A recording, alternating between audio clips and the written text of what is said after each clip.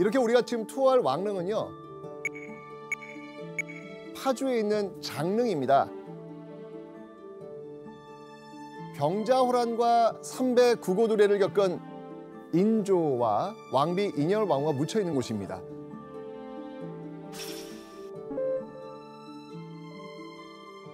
조선 왕릉의 공간은요, 크게 세 부분으로 나뉘는데, 우선 살아있는 자의 공간인 진입 공간,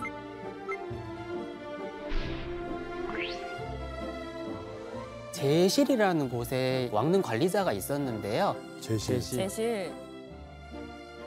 조선시대 때는 가장 말단직이었던 종구품의 참봉이라는 벼슬이 있었습니다. 왕릉을 관리하는 사람을 능참봉이라고 이제 불리는데요. 2교대로 이제 근무를 하게 되었습니다.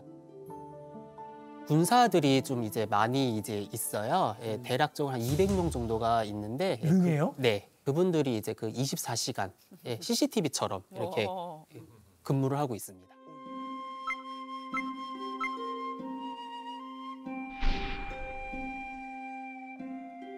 금천교 같은 경우에는 그 신성한 지역을 알리기 위해서 세우는 돌다리를 말을 하는 건데요. 근데 이 물길이 없으면은 임의적으로 이제 만드는 공간이기도 하고요.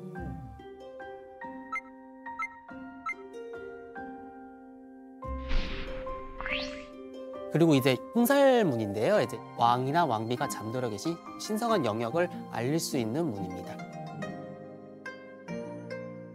다음은 산자와 죽은 자가 만나는 제사를 지내는 제향 공간.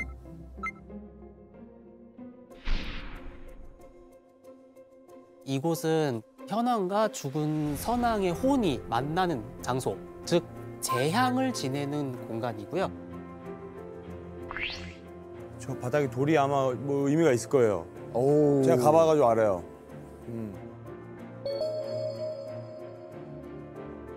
제가 알기로는 이 향어로가 각 릉마다 다 있어요. 다 맞아. 있는데 자세히 보시면은 왼편이 높고 오른편이 낮잖아요. 이 단차가 있는데 이 왼쪽이 향로라고 하고 죽은 선왕들의 혼령과 왕비들의 혼령이 다니는 길이고 오른쪽을 어로라고 합니다. 어자가 거느릴 어자입니다. 그래서 왕이 제사를 지내러 갈 때 산자가 가는 길로 이렇게 길을 만들어 놓은 겁니다.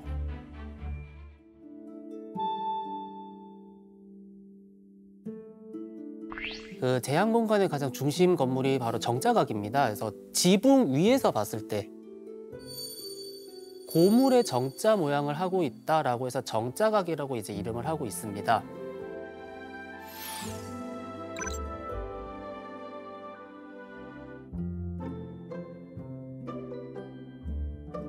자, 마지막 죽은 자의 공간인 능침 공간.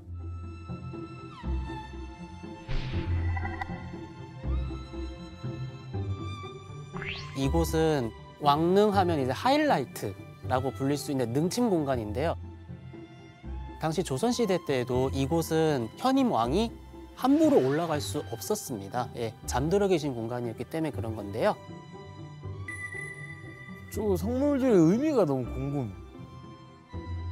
인물상 같은 경우에는 문석인과 무석인이 있고 이때 반드시 이제 세우는 동물이 양이랑 호랑이입니다. 왜 양이랑 호랑이를 반드시 세울까요? 이게 항상 조선시대 때 이거 제일 중요했잖아요. 양과 호랑이가 음이에요, 사실. 어떻게 합격하셨어요? 2급이죠. 2급 합격을. 이거는 양음은 관계는 없고요. 맹수이기 때문에 이 능을 수호하는 역할을 하기 위해서 이제 호랑이를 세운 거고요. 양 같은 경우에는 당시 조선시대 때 신성한 동물로 상징을 하였습니다. 온순하지만 신성한 동물이었기 때문에 능에 세워가지고 지키는 역할을 역시 하고 있는데요.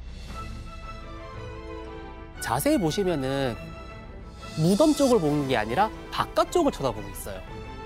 맞아. 이 이유는 바깥에 있는 나쁜 기운을 물리치기 위해서 밖을 다 쳐다보고 있는 것입니다. 자, 그럼 이런 왕릉을 만드는데 궁금하지 않아요? 비용이 얼마나 들지? 지금 현재 기준으로 보면은 왕릉의 건축물이라든지 뭐 능침, 성물, 그다음에 조경 정비, 그리고 이제 5개월 안에 왕릉을 만들어야 되고 네. 그렇기 때문에 인건비가 좀 많이 들었다고 보시면 되십니다. 그래서 한 6천 명 정도가 만들고 조선 전기 시대 때는 15,000명. 추정을 돌도 좋은 돌이 있는 곳에서 돌을 떼와서 왕릉 공사하는 현장까지 또 갖고 와야 되고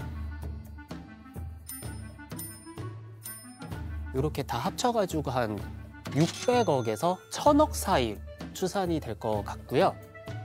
자, 이렇게 왕릉을 쭉 둘러봤는데요. 왕릉에 성문을 세우기 시작한 건 바로 통일신라 시대부터입니다.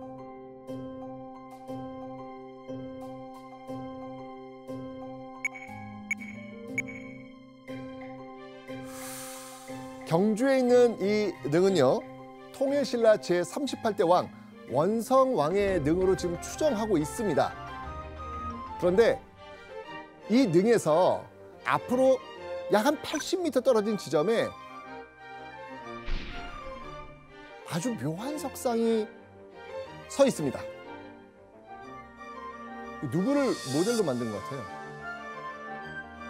뭐지? 많은 논의가 있지만 학계에서도 서역인의 얼굴과 복식을 한 걸로 보고 있습니다. 근데 왜 이 원성왕릉 그 앞에 이렇게 서역인의 석상들이 서 있었을까요? 그때 신라가 실크로드, 외국과 교역을 시작해서 활발한 그 교역을 하고 있었기 때문에 실제로 신라의 수도였던 경주에서는요, 실크로드의 흔적이 곳곳에서 발견됩니다. 그리스, 로마의 물품들이 다수 경주 유적에서 지금 발견되고 있거든요. 자, 그런 신라의 분위기를 추측해 보면 이 성인상은 아마 당시 신라에 들어왔거나 교역한 서역인을 표현한 걸로 보입니다. 자, 경주에 가시면요, 경주 엑스포 대공원이라는 곳이 있습니다.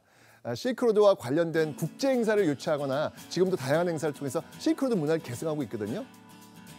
특히 2013 이스탄불 경주 세계문화 엑스포, 실크로드 경주 2015, 호찌민 경주 세계문화 엑스포 2017 등을 통해서 경주의 역사적 자산을 바탕으로 실크로드 국가들과 활발히 문화 교류를 했습니다.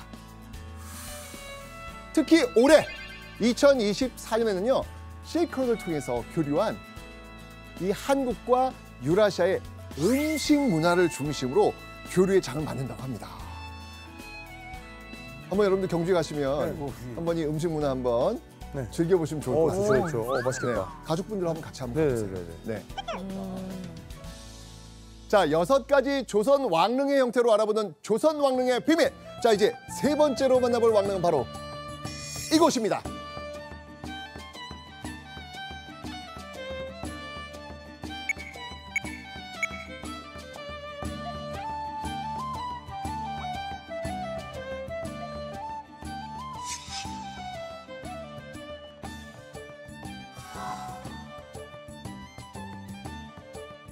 경기도 여주에 자리한 조선 최초의 합장릉.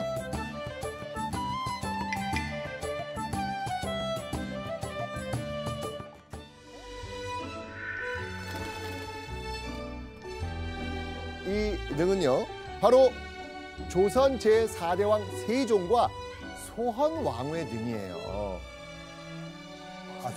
소원왕후. 이 세종대왕 하면은 사실 우리나라에서 거의 가장 큰 업적을 남긴 또 왕 중에 한 명 아닙니까? 어마어마하죠. 꽃이 확 만개를 하듯 세종대왕도 여러 방면의 업적을 많이 남겼기 때문에 꽃뿌리 영자를 써서 영릉이라는 이름을 지었다고 합니다.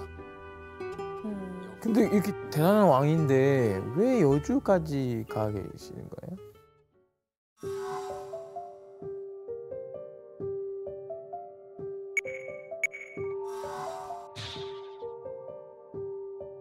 원래 세종과 소헌왕후는요, 여주가 아닌 다른 곳에 묻혀 있었어요. 어디예요? 아까 우리 봤습니다. 바로 태종의 헌릉 옆이었어요.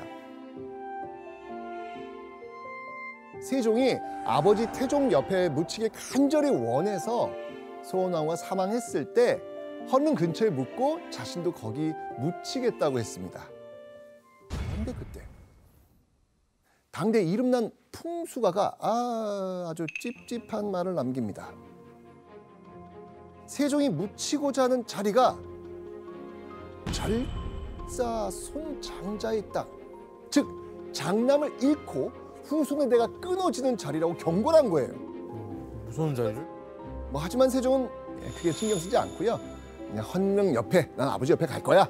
여기서 헌릉 옆에 묻혀요. 그런데 거짓말처럼 왕실의 재앙이 닥치기 시작합니다. 세종의 장남인 문종이 즉위 2년 만에 세상을 떠나죠. 그리고 문종의 장남 단종은 역적으로 몰려 목숨 잃지요. 또 세조의 장남인 의경세자가 20세에 사망하죠. 세조의 손자이자 예종의 장남인 인성대군도 어릴 때 사망합니다. 그렇게 몇 년에 걸쳐서 진짜 장남들이 줄줄이 죽어나가요. 오, 진짜네? 세조는요, 세종 때 풍수가가 한 말을 떠올렸고요. 안 되겠다. 세종의 능을 옮기려고 합니다. 그런데 이때 신하들이 아니되옵니다. 비용 등을 이유로 반대의 뜻을 접어요. 그런 세조의 뜻을 아들 예종이 실현합니다. 예종 역시 형이 죽고 아들이 죽는 걸 지켜봤으니까 이거 자꾸 신경이 쓰이는 거예요. 그래서 결국 세종의 능이 지금의 여주로 옮겨진 겁니다. 실제로 그걸 느낀 거잖아요. 잘못된다고. 그러니까 더 신경 썼을 것 같아요. 맞습니다. 그래서 실제 영릉은요, 조선 왕릉 중에서도 명당으로 손꼽히는 곳입니다. 큐레이터님, 구체적으로 어떤 땅을 좀 명당으로 본 걸까요? 백두산의 산세를 시작으로 해서 태백산맥으로 내려와서 가장 끝에 있는 산, 그 산을 이제 주산으로 삼게 됩니다. 그래서 주산은 능 앞이나 아니면은 뒤를 받쳐주는 산이라고 이제 보시면 되시는 거고요. 망자의 기준으로 왼쪽에 있는 능선을 좌청룡이라고 부르고요. 오른쪽에 있는 산을 우백호라고 부르고 있습니다. 자청룡 우백호 같은 경우에는 혈에 있는 나쁜 기운 등을 이제 막아주는 역할을 하고 있는 산이라고 생각을 하시면 되시는 거고요. 그 다음에 앞에 이제 그 물이 흐릅니다. 예, 그래서 이제 이 지역을 배산임수 지역이라고 합니다. 영릉은요, 정말 명당의 요건을 두루 갖춘 곳이었습니다. 그리고 그 이후 이런 속설이 생겼다고 하죠. 영릉 가백년이다. 세종의 영릉을 아주 명당으로 옮겼기 때문에 조선 왕조가 100여 년은 더 연장되었다라는 의미입니다. 자, 이렇게 조선 왕릉은요, 풍수지리의 영향을 정말 많이 받았는데요. 그래서 풍수지리 때문에 생긴 형태도 있습니다. 바로 해능침이 나란히 있는 삼연릉입니다.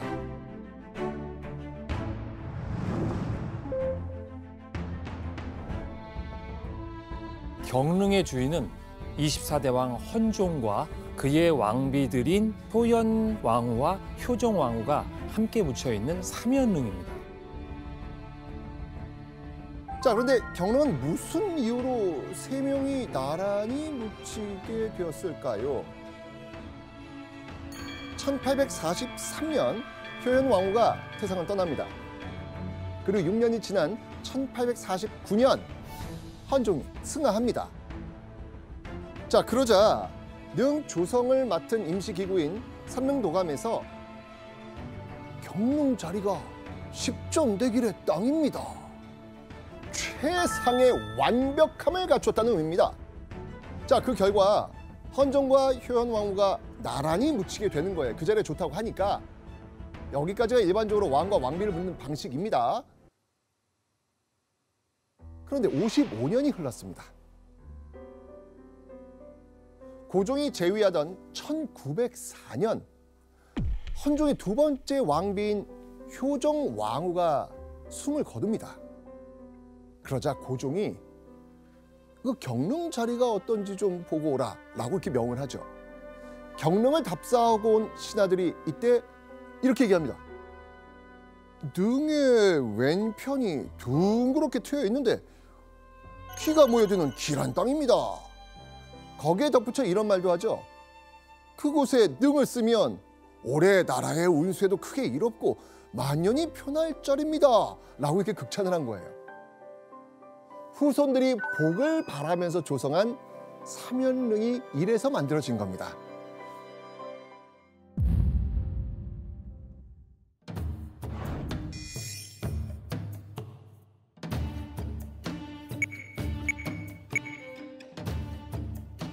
지금 본 능은요, 서울 성북구에 있는 의릉입니다. 왕과 왕비의 능이 상하로 조성된 독특한 형태의 동원 상하릉. 뭘까? 자, 근데 왜 의릉은 이렇게 동원 상하릉으로 만들어졌을까? 네. 당시 나란히 쌍릉으로 묻자니 이 능침이 좋은 기운이 흐르는 혈자리를 벗어나게 되는 거예요. 그래서 나온 대책이 좋은 기운이 흐르는 자리 위로 능침 두 개를 위아래로 배치하자. 능의 형태를 땅의 기운에 맞출 정도로 정말 신경을 많이 쓴 거예요. 이게 얼마나 풍수지를 중요시 여겼는지 아시겠죠? 풍수지. 그죠? 근데 사실 이게 유네스코에서도 굉장히 이 풍수지리 사상을 높이 평가했지 않습니까? 예, 맞습니다. 조선왕릉이 세계유산으로 등재된 그 기준이 3가지가 있는데요. 그중 하나가 풍수 사상이 입각을 해서 인위적인 공간을 거의 만들지 않고 자연 친화적으로 왕릉을 만들었다. 이 가치를 인정을 받았습니다.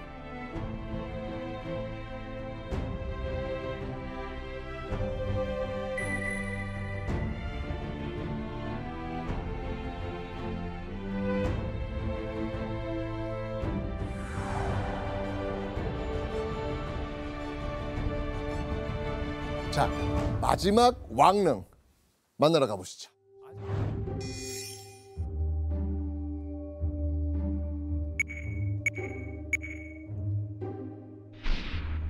자, 이번 능은요, 고향의 서릉에 있는 명릉입니다.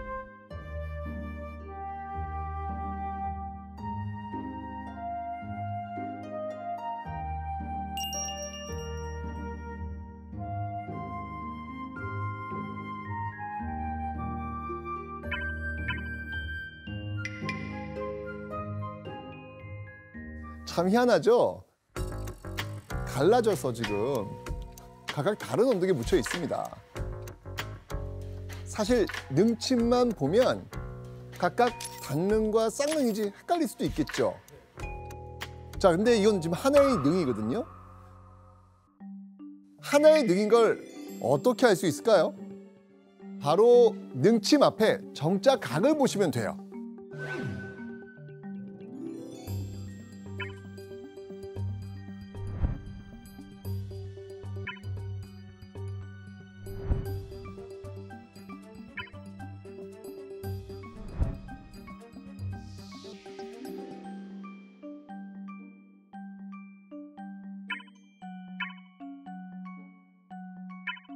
하나의 능엔 반드시 하나의 정자각만 세우도록 정해져 있습니다. 명릉 역시 하나의 이 정자각 뒤로 3개의 능침이 있는 걸 볼 수 있죠. 자, 그렇다면 누구의 무덤일까요? 숙종과 그 두 왕후들, 왕릉인데 설마 장희비?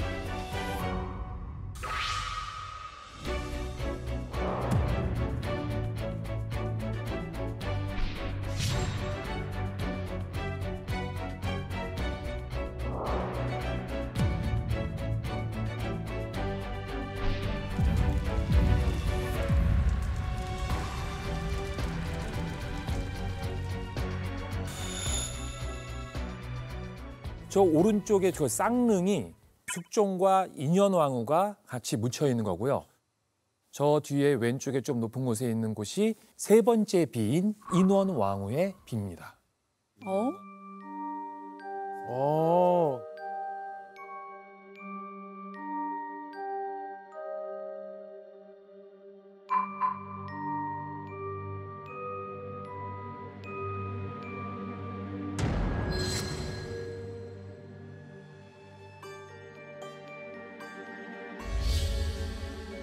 자, 지금 보고 있는 건요, 바로 장희빈의 무덤 대빈묘입니다.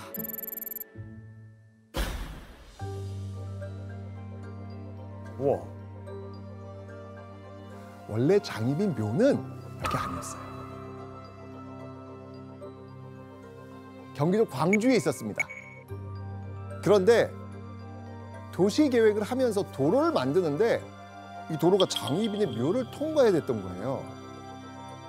그래서 옮길 자리를 찾다가 이곳 서울흥으로 이전을 한 겁니다.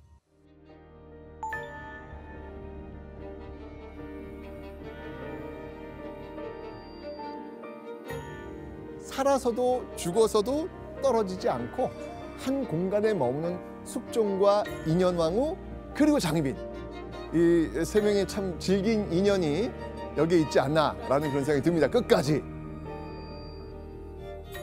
그렇다면 이 명릉 자리를 누가 선택했을 것 같습니까? 그러니까 숙종이면 본인이 했을 것 같아. 다른 왕들은 모르겠는데. 맞습니다. 바로 숙종 자신입니다. 여기에는 남다른 풍수 에피소드가 있습니다. 숙종 제위 시절이었습니다. 한 선비가 냇가를 지나가고 있었죠. 그때 냇가에서 한 젊은이가 땅을 파면서 서럽게 엉엉 우는 거예요. 궁금해진 선비가 아니 왜 우시오? 라고 물으니까 젊은이가 이렇게 말합니다.